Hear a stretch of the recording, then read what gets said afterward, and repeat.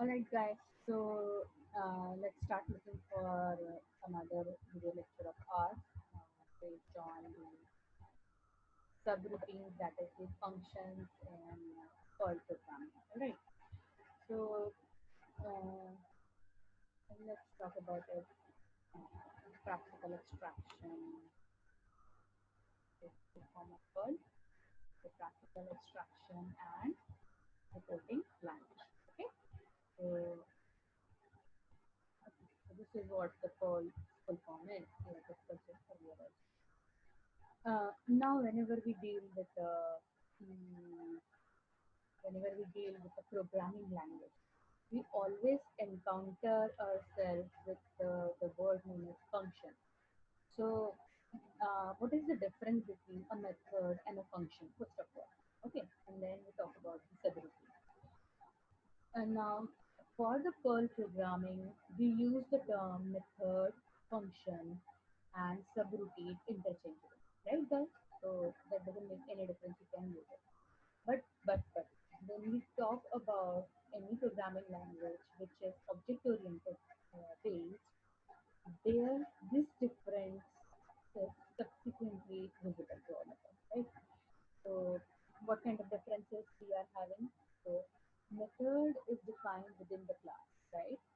And a function is something which is always defined out of the class. Maybe their basic working terminology is entirely same, but the method is being purposely called um, when it is defined within the class, right? And function is being defined when it is outside the class. Perl doesn't make any differentiation between all these things. Of course, what are the subroutines here? Now the term is being called here as subroutines, right? Subroutines are nothing but a logical division of your program's part. So it may help you in doing the work in the routine format, right? So this is what the terminology is known as subroutine, method, and then function. So we use them interchangeably. Now, what is the general format of subroutine definition in Perl programming language? So it's a simple like sub is the keyword here, and then the name of the function followed by the parameters or the list of parameters, and then body of the function. Now, like a normal programming, we are using here curly braces for opening and closing. Python doesn't follow it, but yes, since Python follow the concept of indentation, then if you miss a single indentation, then it will create any kind of error over there, right? But since it is following the concept of opening and closing braces, so indexing doesn't becomes mandatory condition over there. All right. Now, what has happened here? Now, let us see if I'm defining a subroutine here. Then I need to pass, while calling that particular subroutine, we need to call or pass a list of arguments from here. Right. Now, what has happened here? Let's see how the things are being going on. So, how can we define a basic function here? So, I'm using the terms interchangeably. Okay. So, I'm defining subroutine named hello, and I'm printing hello. So I'm calling a function. So what will happen? It will simply print a hello world program, right? So let's see an example of it.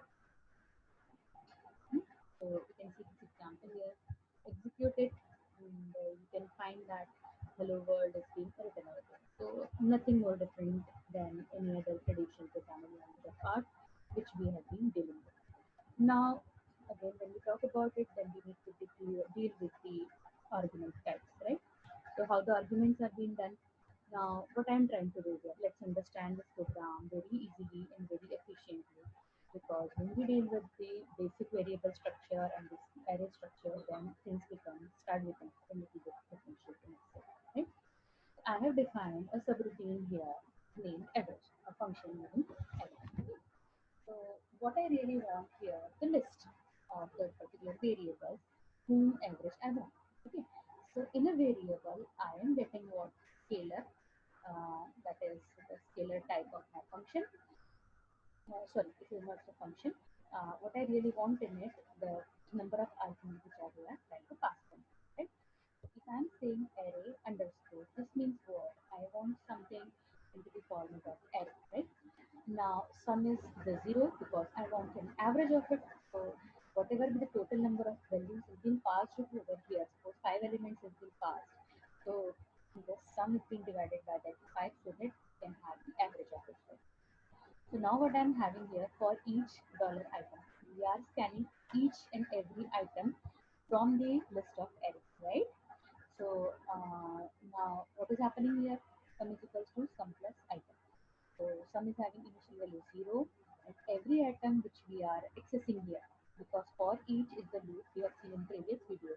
For each is the loop which actually access each and every element individually, right? So it is accessing or extracting every element from the list of arrays, and then this arrays has been um, one by one is being adding into this sum, and we are getting called the sum divided by dollar n, right? So let us suppose I am putting here three values 10, 20, 30. So 50 plus 10, 60. 60 divided by what? How many values are there? 3. So this is being divided by 3. So we will be getting the answer of it. So this is how the function is being defined over here. Okay guys. Now passing list to the subroutine. If I wish to pass an entire array from the subroutine, then what will happen? Right. So let us see. I wish to show you a demonstration of this particular program.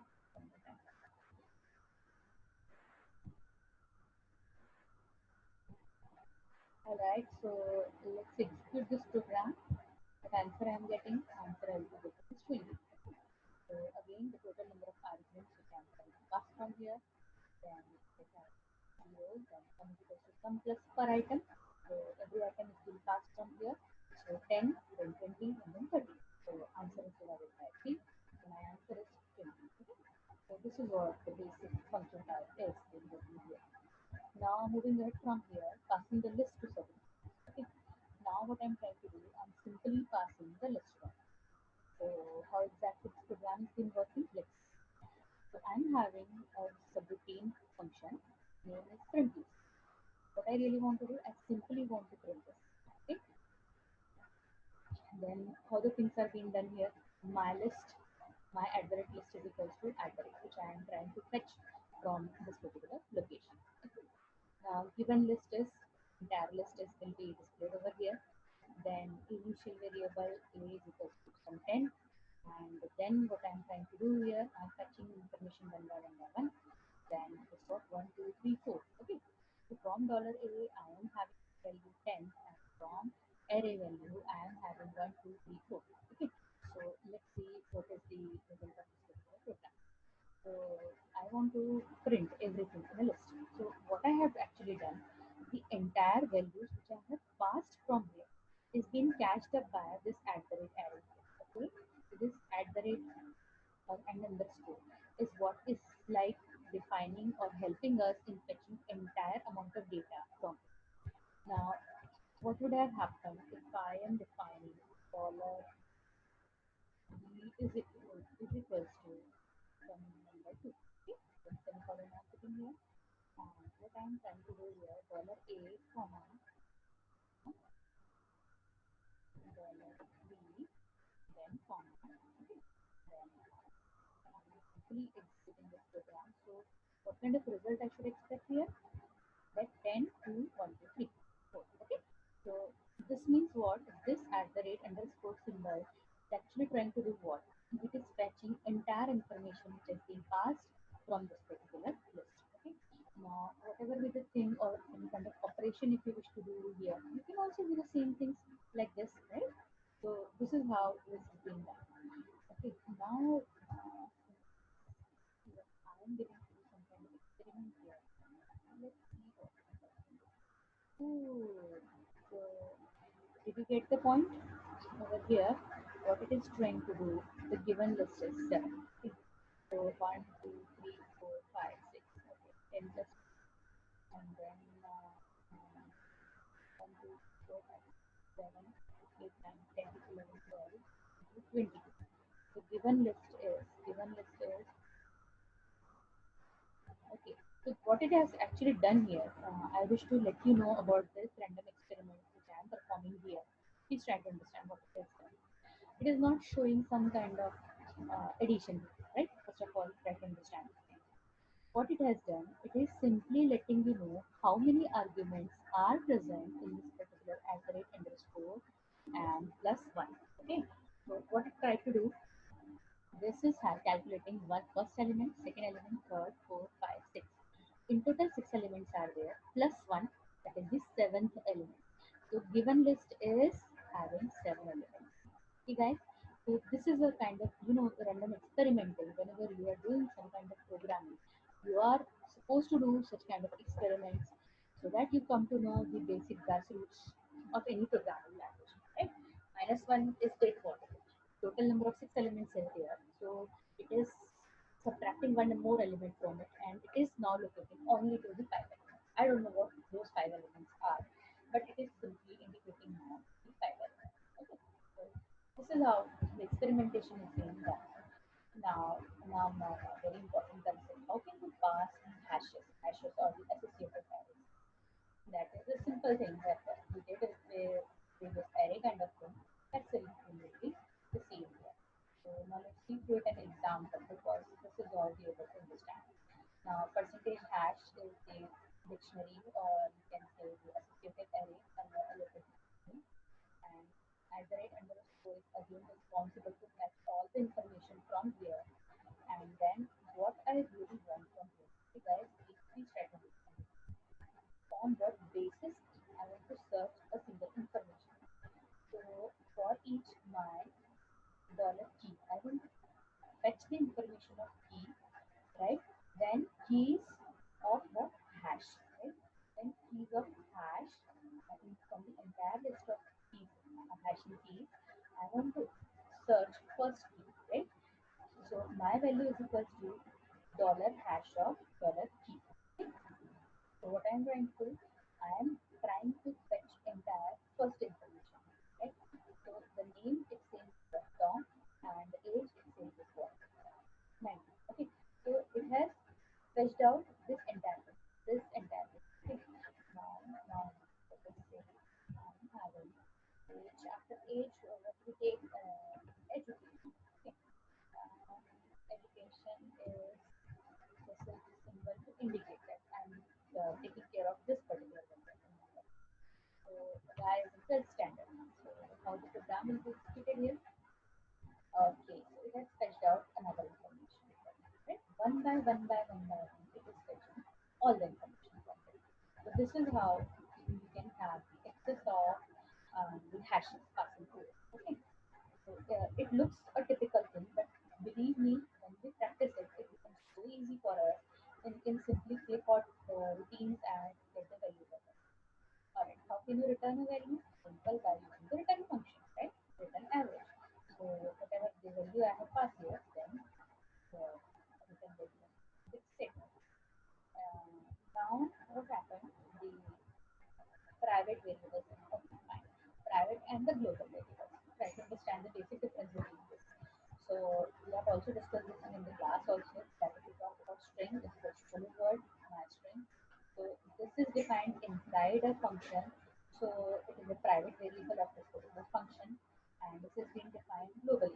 So it depends where exactly you want to call what.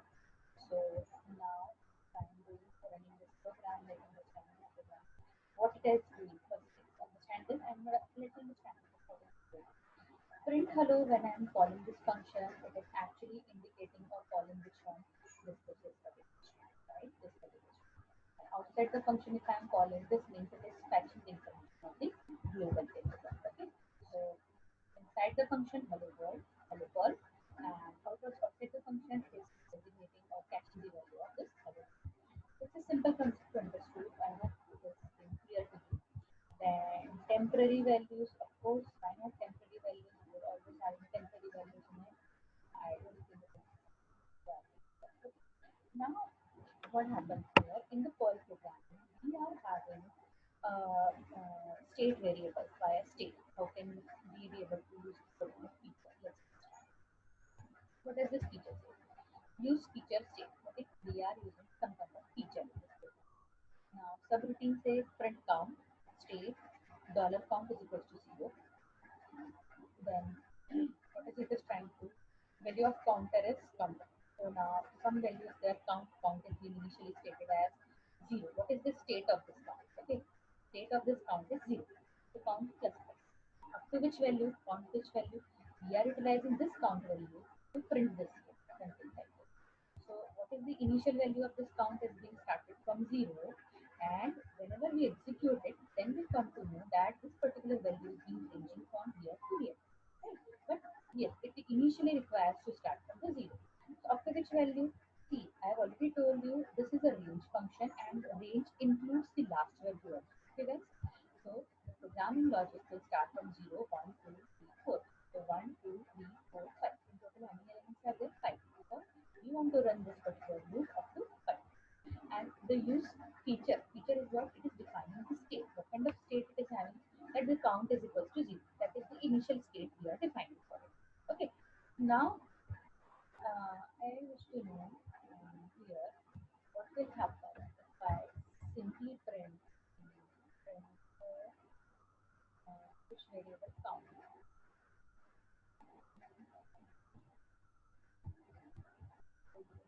Count.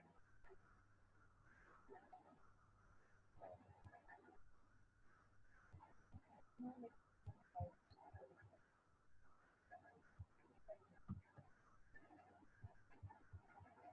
All right. So the counter is being starting from 0, 1, 2, 3, 4. And again, it is indicating that this count has been reinitialized from 0. Okay. So this is what the state feature is talking about. Now, moving ahead from here, what we have subroutine call context. So whatever the way we want to call, we can go ahead and call it. So from here, I wish to move towards the previous page. Okay. So here an important concept which exists for date and time. Okay. How you wish to declare the date and time. So what you are required to do. You have to call a function named local time and print it. So date string will have what? Your local time and place. Right? So let's see here. This is doing what? It is showing you some date or some agenda or some kind of thing. Okay. Now, accordingly, the time zone can even make changes and can use the epoch time. So, we won't be focusing more on that because these are the simplest feature. Just have to go through it once and you can easily understand this particular time. Alright. So, after this, what we have reference. So, let's understand that how the references is being worked, right? Uh, References, because the nature of a basic data type in Python Perl programming is a scalar type, right? So because of its scalar nature, a reference can be used anywhere. So how can we create a reference? Let's try to understand.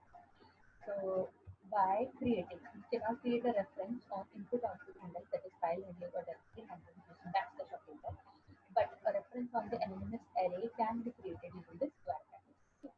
So I wish to create what? The array reference of this ABC, so you can have a double bracket. Okay.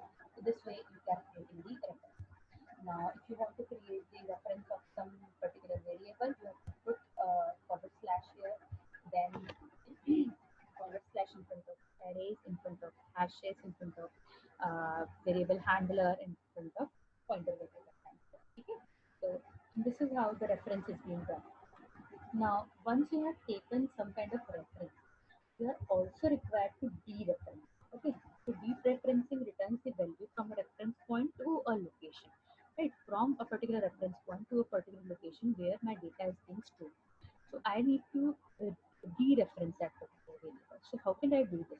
Right now, let's understand it by a live example so that we can easily catch the topic which I want to deal with. Because follows this concept, so even we need to understand from a deep way. So I'm having a variable and I have created a reference of this variable, and the reference has been stored into this variable r. Okay. So now print the value of r. So it is indicating to what? Some memory location where this particular data has been stored. Okay. So the value of this variable is 10. And r is storing the reference of this variable, scalar variable. The value of this particular basic value of this original variable is $r. So it is the value of 10 is referencing to the 10. Okay. Now what has happened here? the in case of arrays, what has happened? I have created what I have created here the reference of this particular variable. So R is having what reference of this. So at the rate dollar R. Okay, so I'm indicating to which particular value that what value this particular reference variable is stored. So value of 1, 2, and 3 is 1, 2, 3. Okay, so this is how it is referencing, re-referencing, dereferencing the value. So this is how it can be done. So it's not something very weird concept, but you have to understand that how the things are being done. Now let us suppose you wish to check what kind of reference it is been storing in it, right? So what we do in that case? उस case में हम क्या करते हैं ये समझते हैं, ठीक है? तो इसको ध्यान रखिए। एक वेरिएबल लिया 10, उसको मैंने किसी रेफरेंस वेरिएबल के अंदर स्टोर किया, 10 इसका रेफरेंस वेरिएबल। अब इसका रेफरेंस मुझे चेक करना है कि किस टाइप का, ठीक है? फिर से मैंने एक वेरिएबल लिया, एरे क्रिएट किया 1 2 3 और इस 1 2 3 को मैंने एक पर्टिकुलर वेरिएबल में स्टोर कर दिया। फिर मैंने चेक किया कि इसका रेफरेंस क्या है। देन मैंने एक परसेंटेज से वेरिएबल क्रिएट किया और उसको चेक किया कि किस टाइप का, ठीक है? तो अब यहाँ पर ध्यान से देखो, यहाँ पर जो भी रेफरेंस का टाइप है ना वो इसको रेफर कर रहा है। दैट आर जो है किस टाइप का है, स्केलर टाइप का, ये किस टाइप का है, एरे टाइप का, और ये किस टाइप का है, हैश टाइप का। तो ये तीन की तीन वैल्यूज आपको इंडिकेट करके बताएंगे कि आपका जो रेफरेंस है वो किस किस्म का रेफरेंस क्रिएट हुआ है। ओके, भले ही आप उसको किसी पर्टिकुलर वेरिएबल में स्टोर करो, but Perl is a kind of language जो कि समझती है कि उसके डिफाइन किए हुए वे से कि किस टाइप का वेरिएबल इसके अंदर स्टोर हुआ है। तो ये एक one of the best users है इसका पर्ल प्रोग्रामिंग लैंग्वेज में। नाउ अब बात करते हैं किसकी, ऑनलाइन कंपाइलर में जाकर कि सर्कुलर रेफरेंसेस कैसे क्रिएट हो जाते हैं। रेफरेंस की रेफरेंस की रेफरेंस की रेफरेंस, ओके। तो यहाँ पर क्या हुआ, सिंपल देखो, कुछ नहीं, 100 का आपने कहीं पर स्टोर किया, 100 का जो क्या किया आपने यहाँ पर रेफरेंस स्टोर किया, ठीक है। अब ये जो $2 है इसके अंदर क्या हो गया, $2 के अंदर ये इसका जो रेफरेंस था उसका रेफरेंस स्टोर हो गया, सेम के सेम का रेफरेंस स्टोर हो गया। तो ये किस पर्टिकुलर वेरिएबल लोकेशन को इंडिकेट कर रहा है, वो इस पर्टिकुलर मेमोरी लोकेशन को रेफर कर रहा है। तो आपने क्या किया यहाँ पर, सर्कुलर रेफरेंस क्रिएट किया। इजी कंसेप्ट है, अगर आपने पॉइंटर समझा होगा तो ये आपको इजीली समझ में आएगा, ठीक है। तो this is what the references is. अब आप इसको चाहो तो एज इट इज उठा करके किसमें आप रेफरेंसेस को हमेशा डालते ही हो। तो ये रेफरेंसेस क्या करो, आप यहाँ पर @_ लगा करके इन रेफरेंसेस को तो टच कर रहे हैं, है ना? तो ये वाली चीज़ होगी। और फिर अगर आपको कोई कोई फंक्शन का एंटायर रेफरेंस क्रिएट करना है तो आप वहाँ पर स्लैश के बाद में % लगाओ। तो प्रिंट हैश एक फंक्शन है जिसका कि मैंने एंटायर रेफरेंस क्रिएट कर दिया है। तो वो रेफरेंस चेक करो उसको कैसे काम करेगी, ठीक है। तो आई गेस ये लेक्चर बहुत ज़्यादा लंबा नहीं हो जाएगा। मैं कोशिश करती हूँ बनाने को, इनिशियली जो लेक्चर्स थे वो 1-1 घंटे के क्रिएट हो गए थे, लेकिन फिर क्या होता है उसमें बोर होना शुरू हो जाते हैं स्टूडेंट। तो मैं चाहती हूँ एक 20-25-30 मिनट्स के ही लेक्चर्स क्रिएट किए जाएँ। फिर हम लोग आएंगे किसके ऊपर, अब इसके बाद में फॉर्मेट्स पर, देन फाइल हैंडलिंग और डायरेक्टरीज करेंगे, देन एरर हैंडलिंग, ठीक है guys. So let's call it a day.